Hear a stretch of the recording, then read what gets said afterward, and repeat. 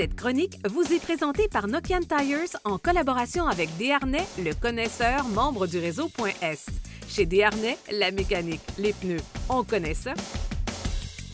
Nous sommes présentement chez Desharnais Pneus et Mécanique et je suis en compagnie de Danny Bédil. Salut Danny. Salut Daniel. Ça va bien? Ça va bien, merci. Alors cette semaine, on va parler de gros pneus, on va parler camionnette, on va parler aussi commercial. Il y a beaucoup de choses à dire dans ce domaine-là pour un peu démêler le tout. Tu sais, le pneu commercial, les LT, on met quoi, quand. Il y a beaucoup de nouveaux joueurs aussi dans le segment. Oui. On s'improvise livreur maintenant, on s'achète un camion puis on part avec ça, puis on oublie qu'il y a beaucoup de lois et règlements. Alors, beaucoup de choses à jaser dans ce créneau-là. D'abord, il faut démêler un peu le pneu LT, le pneu commercial.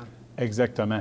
LT, pour faire ça simple, pour que les gens comprennent bien, un LT, c'est souvent les pick-up, là, les F250, Ram 2500, ces choses-là. Là, on va travailler avec des pneus LT.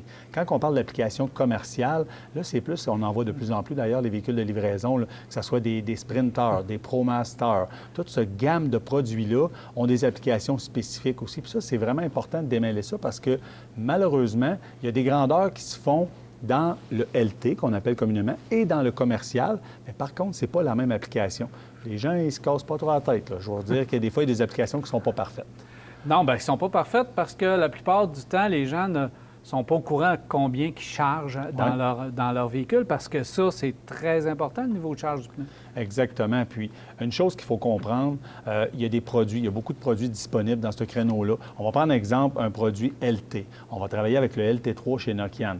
Un produit qui est cramponné d'usine, c'est un excellent produit pour l'hiver. Par contre, le véhicule est plaqué L, on n'a pas le droit de mettre des clous. Le véhicule, une fois chargé, ça c'est important, les gens disent 3000 kilos.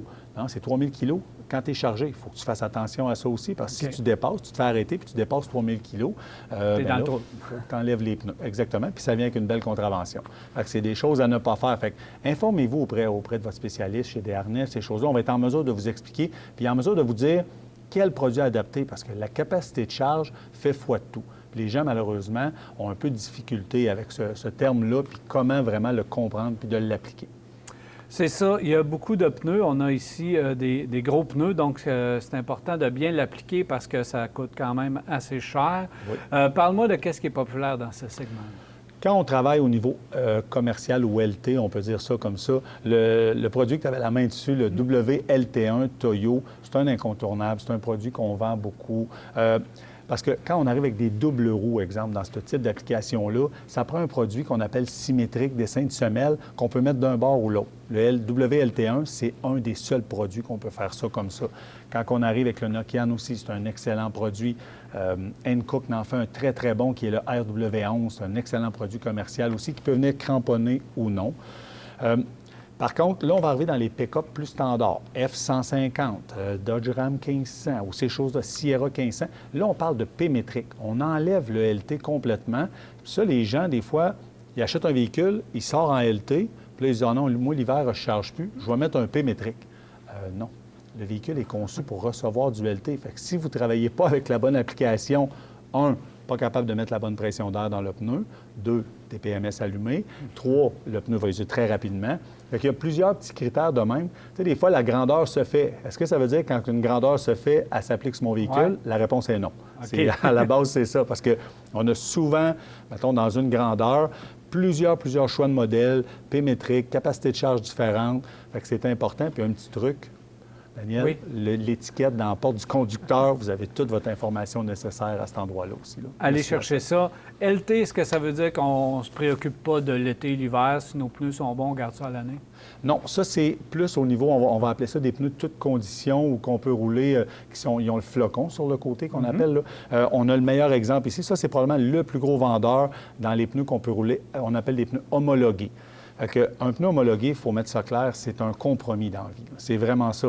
C'est pas le meilleur en hiver, c'est pas le meilleur en été non plus, parce que comme vous pouvez voir ici, les blocs sont assez distancés, donc la douceur de roulement, c'est pas sa plus grande force. C'est quand même un produit qui est quand même assez doux au roulement, mais c'est pas sa force. En hiver, pas beaucoup de lamelles au niveau des blocs, donc sur chaussée glacée, il est capable, mais ce n'est pas sa force non plus. Donc, un produit homologué, puis ça, on voit ça beaucoup au niveau commercial. Les constructeurs ou ces choses-là travaillent avec ça. Mais il faut faire attention dans les hivers extrêmes ou quand on a des conditions extrêmes, il faut faire attention. Bien, parce que, justement, c'est bon, puis moi, je le dis tout le temps, c'est bon un hiver. Tu sais, tu peux le garder, mais après ça, évidemment, l'été, c'est tel que tel, mais le deuxième hiver, là, ça peut commencer à devenir même dangereux. Exactement. Donc, il faut faire attention, dépendamment aussi du kilométrage parcouru avec ces gens-là. Mais magasiner dans cette catégorie de pneus-là avec les bons renseignements, parce que, je disais en ouverture de chronique, il y a beaucoup de nouveaux joueurs dans le segment quand, présentement, la livraison là, à domicile, c'est populaire. Alors, il y en a plusieurs qui s'improvisent livreurs, puis on s'achète un véhicule, on part avec ça, mais on n'est pas au courant des règles et des règlements. Et surtout, on ne sait même pas combien qu'on charge à l'intérieur. Donc ça, c'est bien important. Oui, puis on a beaucoup de véhicules qui sont utilisés avec du P-métrique, des véhicules standards, comme on disait tantôt, des pick-up. SV, oui, exactement. NV. Puis, autre chose importante, les gens, on va parler d'une application pour un gros VUS ou un pick-up, là, un 1500, là, un pick-up plus de base. Souvent, les gens ils disent, c'est le même dessin de semelle que dans le passager. Oui, mais il faut vous comprendre que les compagnies travaillent souvent avec les mêmes dessins de semelle, mais les caractéristiques, exemple de la gomme, de la construction, toutes ces choses-là, c'est complètement différent. La capacité de charge. Fait que des fois, c'est pour ça que juste de se fier à un dessin de semelle, c'est pas l'idéal. De faire affaire avec un spécialiste qui va être capable de bien nous diriger, de bien nous expliquer les différences, je pense que c'est primordial parce que autant au niveau commercial qu'au niveau application camionnette ou même les gros VUS, il y a un choix énorme dans ces produits-là. Il y a des excellents produits dans ces catégories-là, mais c'est facile de perdre son latin. Fait que c'est important de vous référer à quelqu'un qui va être capable de vous éclairer. C'est bon pour cette catégorie-là, évidemment, de pneus, mais c'est bon aussi pour toutes les catégories de qu'est-ce qu'on a parlé, parce que ça termine nos chroniques de pneus.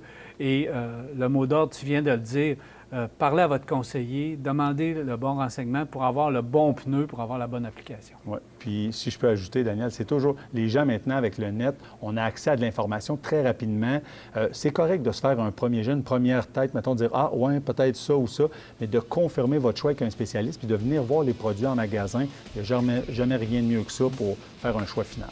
Merci beaucoup, Danny. Ça fait plaisir, Daniel. Merci.